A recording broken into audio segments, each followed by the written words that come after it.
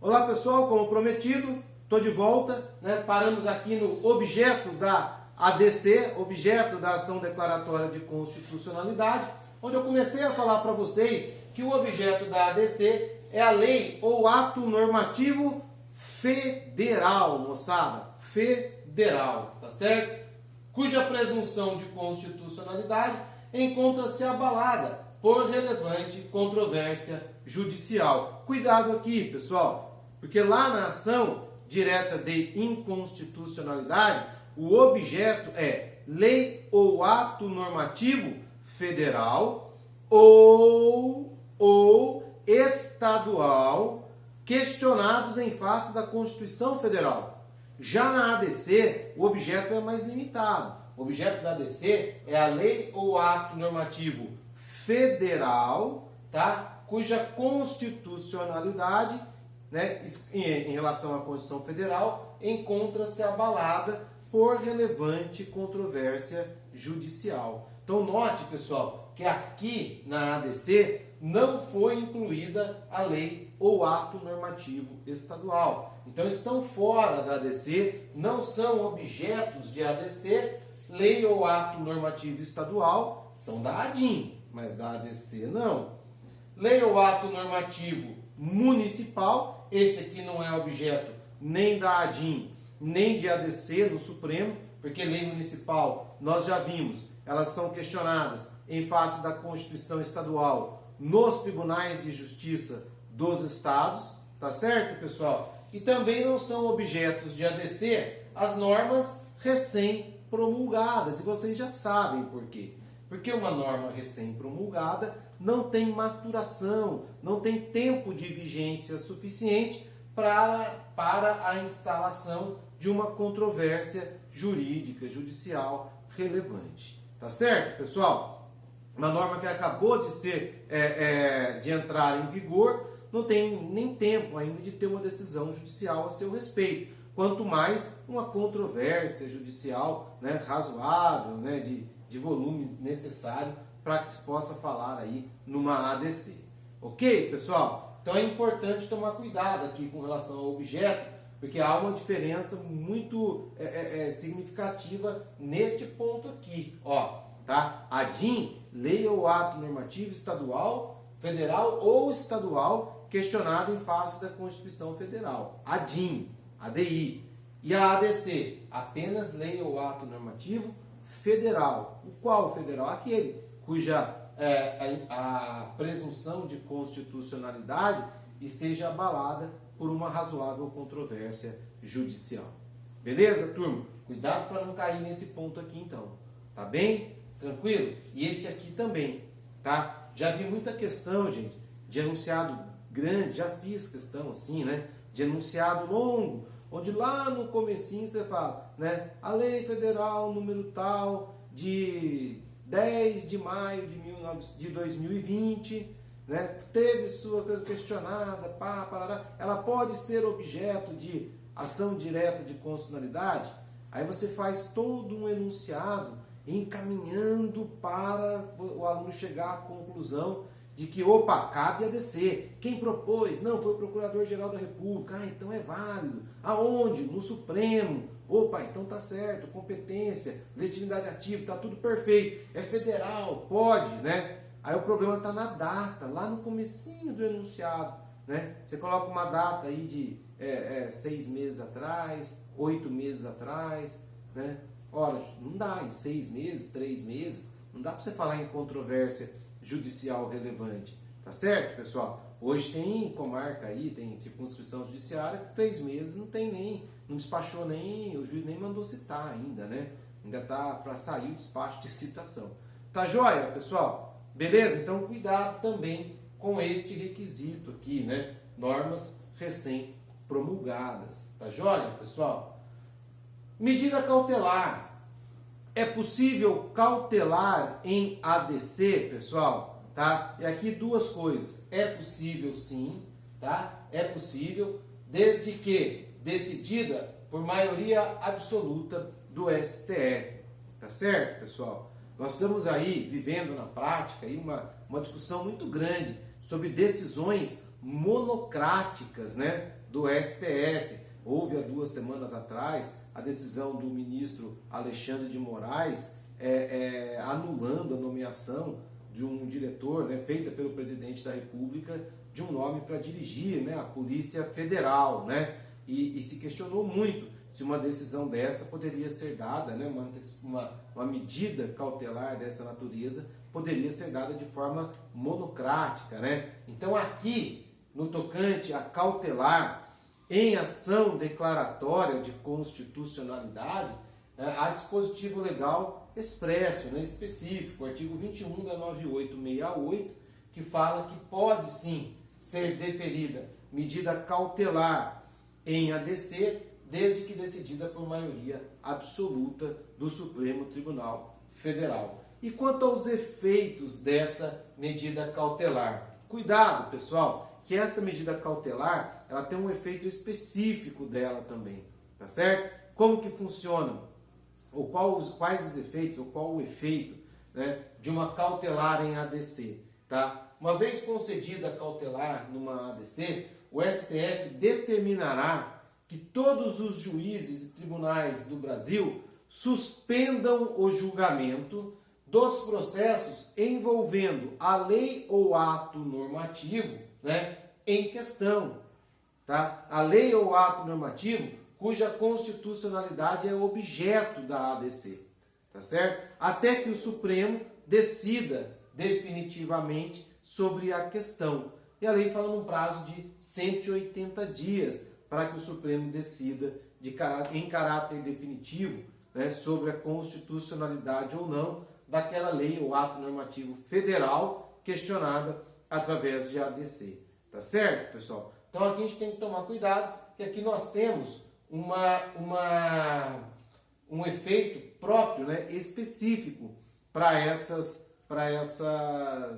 cautelares. Tá bem, turma? Essa cautelar aqui, o efeito é bastante curioso, é bastante interessante, né? Imagina você aí, né, nosso estudante, Unisal, né, que se formou, né, depois prestou um concurso, por exemplo, para juiz federal, assumiu, né, lá na sua vara, na sua circunscrição judiciária, está lá na magistratura e de repente uma enxurrada de processo, né, todos envolvendo com pedidos que envolvem a constitucionalidade de uma determinada norma federal qualquer lá, né? De novo, lá uma cobrança tributária indevida por conta de uma autorização legal que fere a Constituição, né? E de repente você se vê lá na sua circunscrição judiciária com um armário cheio de ações, né? Você tem lá 200 ações, todas versando sobre esse mesmo tema, né? Eis que um legitimado ingressa com uma ADC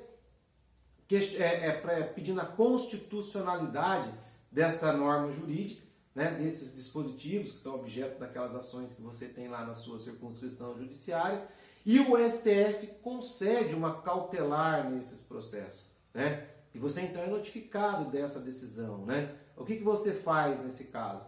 Primeira coisa, você cai de joelhos, né, e agradece a Deus. Você fala, Senhor, obrigado, né? Obrigado por quê? Porque o segundo ato é você ir até aquele armário, aquele arquivo cheio de processo, fechar aquele arquivo, tá certo? Por pelo menos no máximo 180 dias, tá? Deixa tudo lá fechadinho e vai cuidar dos seus outros processos.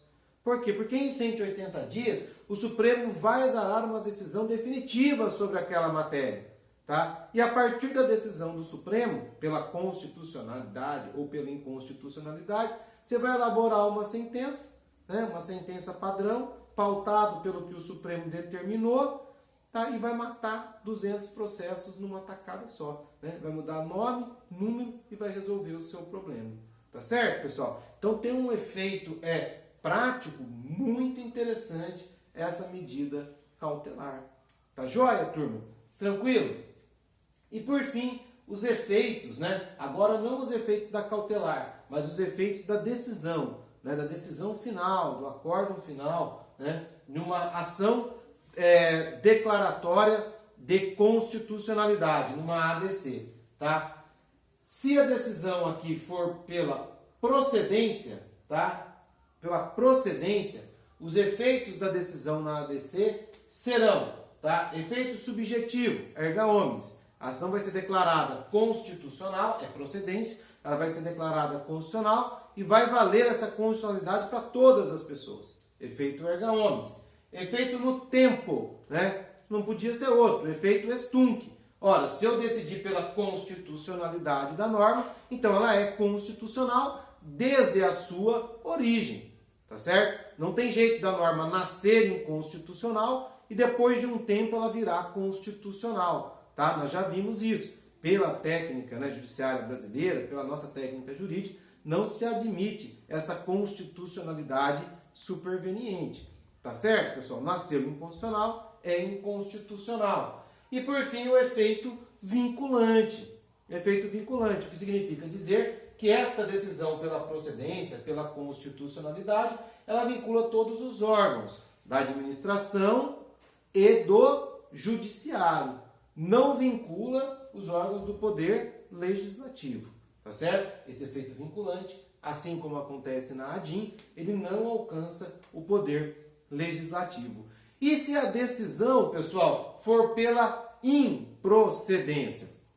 Ora, se a decisão da ADC for pela improcedência, ela equivale a uma decisão proferida em ADIM, a uma decisão procedente numa ADIM. E ela vai ter os mesmos, né, efeitos de uma ADIM, uma ADI julgada procedente. Porque numa ação onde eu peço a constitucionalidade, ADC, eu quero a declaração de constitucionalidade. Se eu perdi a ação, é porque foi declarada a norma inconstitucional. Então, ela tem exatamente o mesmo conteúdo de uma ação direta de inconstitucionalidade procedente e vai produzir exatamente os mesmos efeitos da ADIM. É aquela questão das ações ambivalentes ou de sinais trocados, né, de sinal trocado, que nós vimos há pouco no vídeo anterior. Tá certo, pessoal? Tranquilo? Então aqui os mesmos efeitos, inclusive a modulação. Aqui a gente não fala em modulação, né? Porque lógico, se é pela constitucionalidade tem que ser desde o início, não tem conversa. Agora aqui a decisão de improcedência, que reconhece, portanto, a inconstitucionalidade, é possível modular, assim como se modula, né, com os mesmos critérios de modulação lá da ADIM, da ADI, que nós vimos na aula passada. Tá bem, turma? Beleza? Tranquilo? Com relação à ADC, é isso, pessoal. Vamos falar um pouquinho sobre a ação declaratória de inconstitucionalidade por omissão, né? Ou a ação, a ADIM por omissão, tá? Na ADIM por omissão, pessoal, a finalidade aqui, vocês vão ver, é compelir os órgãos públicos a regulamentarem as normas constitucionais que dependem de regulamentação para produzir plena eficácia. Então, pessoal, vocês vão ver aqui, tá, que para entender a ADIM por omissão, a ADI por omissão, é indispensável que nós entendamos aquela classificação das normas constitucionais do Zé Afonso da Silva quanto à eficácia da norma constitucional. Eu já falei disso mais de uma vez com vocês, eu não vou repetir para não ficar chato, né, ficar maçante demais, tá? Mas nós vimos que lá, dentre as normas constitucionais, no que tange à eficácia das mesmas, existem as chamadas normas constitucionais de eficácia limitada. Que são normas constitucionais de eficácia limitada? São aquelas que não produzem a plena eficácia, elas não geram direito subjetivo desde o momento em que elas entram em vigor. Por quê? Porque elas carecem, para tanto, de uma complementação. Tá certo? São normas que precisam ser complementadas para que possam produzir efeito, para que possam gerar direito subjetivo, para que possam ser invocadas pelo cidadão em sua defesa. Tá certo, pessoal? O que acontece? Acontece que essas normas, para produzir plena eficácia, tá, elas precisam de uma complementação. Esta complementação, quem faz, via de regra, é o legislador infraconstitucional ou a administração pública. Em regra, né, é o legislador infraconstitucional. Na maioria dos casos, é o legislador infraconstitucional. E aí vem a questão, pessoal, tá? Vocês acham que quando o constituinte originário cria uma norma jurídica, instituindo um direito para o cidadão, mas vinculando, né, a efetividade desse direito, a possibilidade de se invocar esse direito a uma complementação futura da norma, tá? Ele está querendo que esta norma tenha eficácia, tá? E ele simplesmente não a regulamentou porque precisaria descer em minúcias que não são próprias de uma Constituição? Ou você acha que ele não queria mesmo que esta norma fosse aplicada, por isso ele criou aquele direito meio estranho, aquele direito capenga, carente de complementação? Pessoal, é óbvio que se o Constituinte institui um direito em face do cidadão, porém o seu exercício depende de uma complementação, é porque ele, Constituinte, está acreditando ao legislador infraconstitucional esta missão que é do legislador infraconstitucional. Porque a Constituição não compete regulamentar matérias de forma minuciosa. Ela institui direitos, mas ela não regulamenta esse direito minuciosamente, senão tudo iria para dentro da Constituição. Tá certo? Vamos pegar o direito de greve do servidor público, que é o exemplo clássico desse tipo de norma. Tá certo? A Constituição deu ao servidor público o direito de greve, nos termos da lei. Ou seja, cabe ao legislador, ela falou, olha, vai ficar por conta do legislador infraconstitucional, através de lei, regulamentar o exercício do direito de greve. Porque não teria cabimento eu pegar a regulamentação da greve no serviço público e colocar dentro da Constituição. Não é para isso que uma Constituição serve. Então o que ela faz? Ela vai e institui aquele direito social, né, de greve do servidor público e fala, senhor legislador infraconstitucional, cumpra a sua tarefa e regulamente, tornando eficaz, né, o exercício desta norma. Tá certo? Se o legislador infraconstitucional queda inerte, se omite, cruza os braços e não regulamenta a norma constitucional, ele está deixando de atender a um comando da Constituição, que delegou a ele a tarefa de regulamentação daquela norma. Ele está incorrendo naquilo que nós chamamos, vimos lá no comecinho, numa inconstitucionalidade por omissão. A sua omissão, ele, com a sua omissão, ao deixar de dar eficácia à norma constitucional, está ferindo a própria Constituição. A Constituição deu a ele a missão de regulamentar a norma constitucional, tornando-a eficaz. E ele está fazendo com que a norma constitucional não tenha eficácia, não possa ser invocada. Este seu comportamento omissivo contraria o propósito, o objetivo constitucional. Portanto, ele é um comportamento omissivo inconstitucional. A ação, a ADIM por omissão, ela vem justamente neste sentido. Suprir esta omissão. Tá certo? Olha, essa omissão ela é inconstitucional e ela precisa ser sanada. Para quê? Para que a norma constitucional, né, de eficácia limitada possa se tornar uma norma plenamente eficaz. Para que ela possa, enfim, vir a ser aplicada. Então, este é o propósito. Esta é a ideia central da ADIM por omissão, da ADI por omissão. Suprir a omissão do legislador, suprir a omissão administrativa, né, por conta da qual a Constituição não pode ser aplicada, o dispositivo constitucional não pode ser aplicado. O direito garantido ali não pode ser invocado pelo seu titular. Tudo bem, pessoal?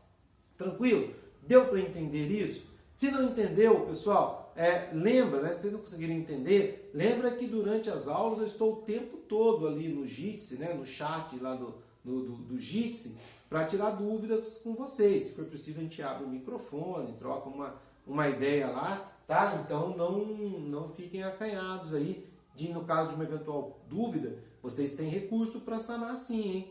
Ah, o EAD é ruim porque a gente está em dúvida, não tem com quem... Opa, tem o professor lá na aula à disposição de vocês, no horário de aula, lá no chat, lá do Jitsi, ou até para uma conversa por videoconferência lá. Beleza, pessoal? Legitimidade e procedimento da ADIM por omissão.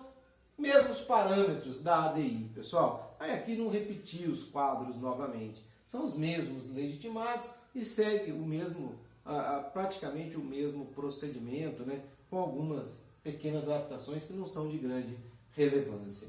Efeitos da ação da ADIM por omissão ou da ADI por omissão, pessoal. Tá? Aqui a grande frustração desta ação, né? Essa ação, a priori, assim, ela carrega, eu vejo essa ação sempre com uma certa frustração pelo fato de que a ADIM por omissão, ela nem sempre consegue aquilo que se propõe. Nós vamos ver por que aqui, né? Até uma parte meio frustrante aqui com relação a esses efeitos, né? Os efeitos da ADIM por omissão, pessoal, eles dependem, né, da autoridade responsável pela regulamentação da norma constitucional. Lembra? A ADIM por omissão é sempre para obrigar a autoridade responsável a regulamentar a norma constitucional. Esta é a ideia, tá? Esta ideia, pessoal, funciona bem quando a complementação da norma jurídica ela está a cargo da administração pública.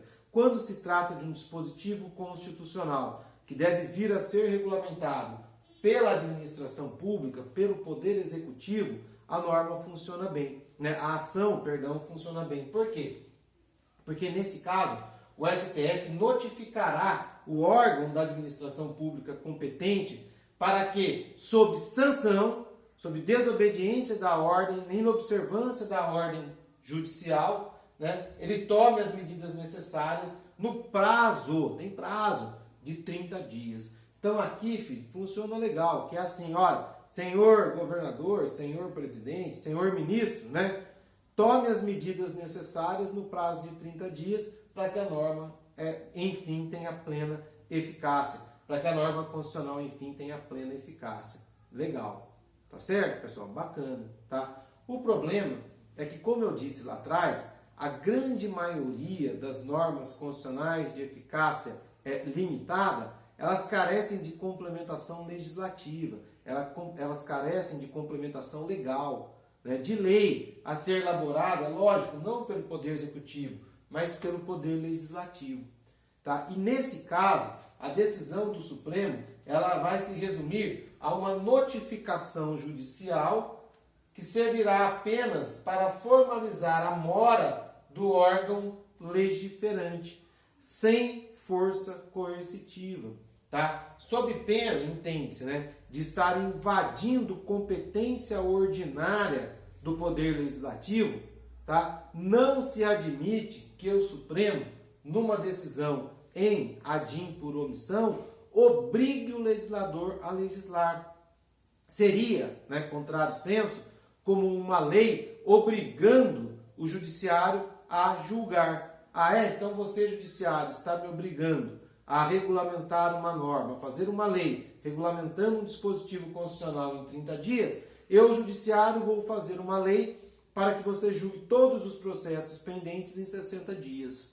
Tá certo? Então, por conta dessa eventual intromissão do judiciário em competência ordinária do Poder Legislativo, entende-se que o judiciário não pode impor, né, ou estabelecer um prazo para que o legislativo haja nesses casos, atue nesses casos. Com relação ao executivo, sim, com relação ao judiciário, não.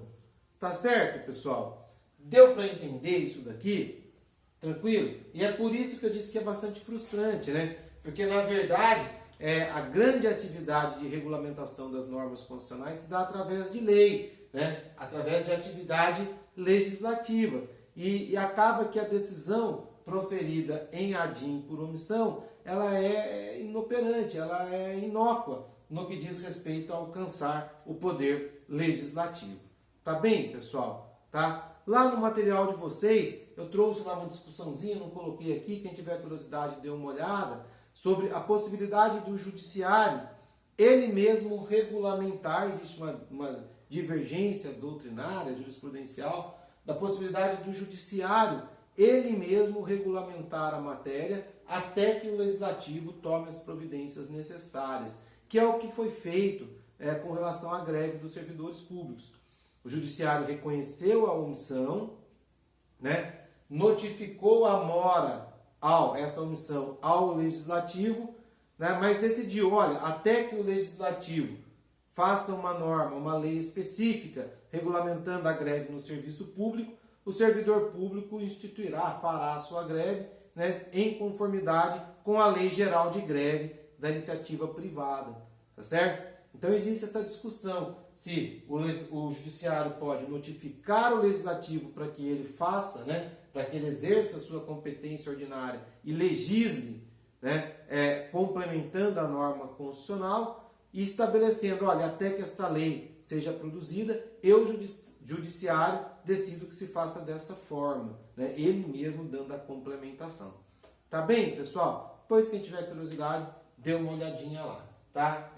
Antes de encerrarmos, pessoal, já vou encerrando a aula por aqui, para nós começarmos as questões, mas antes de encerrarmos, chamar a atenção de vocês, pessoal, para os trabalhos, né, e a integrada. Né? A prova integrada já está lançada lá no AVA, ok? Inclusive já foi lançada, né, a prova e o modelo de resposta, eles já estão lá no AVA, né, a atividade já está lá na tarefa, para que vocês possam fazer a prova integrada, está muito tranquila, né? E também já lancei 2 temas de trabalho lá no AVA para vocês, com datas, né? Uma no final de maio e uma no comecinho, na semana seguinte, comecinho de junho, também muito simples, os 2 trabalhos, valendo meio ponto cada um, tá bem? Eu poderia ter feito um trabalho juntado num trabalho só, valendo 1 ponto, ou dividindo em 2 trabalhos valendo meio ponto. Como eu já tinha feito essa divisão